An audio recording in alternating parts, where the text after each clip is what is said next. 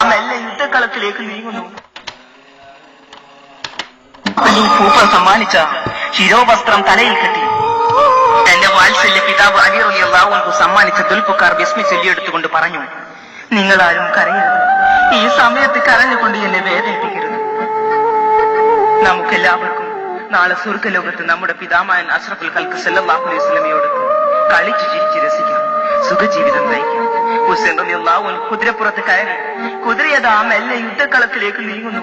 സ്വല്പം അകലെ ചെന്നപ്പോൾ ഹുസൈൻ റളിയല്ലാഹു അൻഹു കുതിരപ്പുറത്ത് നിറങ്ങി കൂടാരത്തിന്റെ പാക്കത്തെ കുറെ നേരം നോക്കി നിന്നു.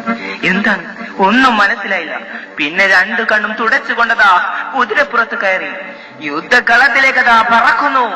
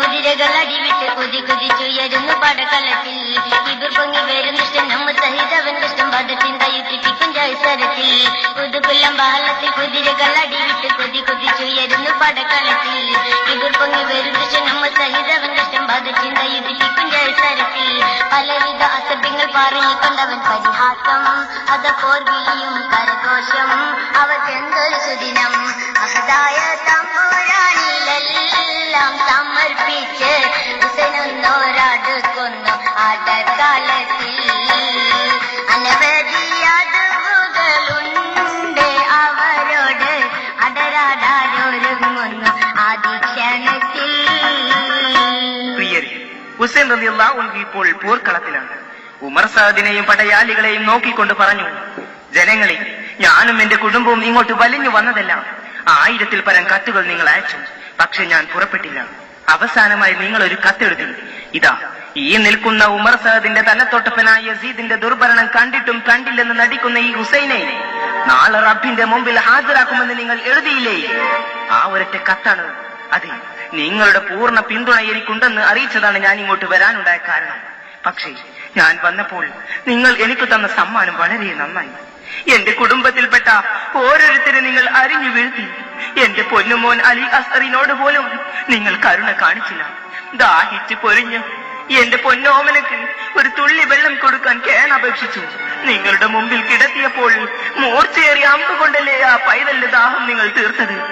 നിങ്ങൾ തിന്നും കുടിച്ചും വയറു നിറച്ചും ആഹ്ലാദിക്കുന്നു.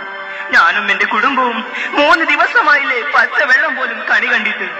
പക്ഷികൾ പോലും യഥേഷ്ടം കുടിച്ചു പോകുന്ന യൂഫ്രട്ടീസ് നദിയിലെ വെള്ളം ആരംഭ റസൂലിന്റെ പേരക്കുട്ടികൾക്ക് നിങ്ങൾ തടഞ്ഞു വെച്ചു.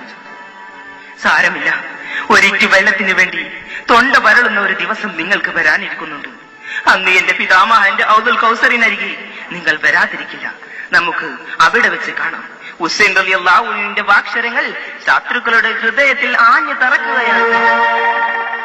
പൊന്നുസൈനിൻ വാക്ക് സൈന്യം കേൾക്കണേ, നിന്ന് കേട്ട് കൽബ് വേദന കൂടണേ.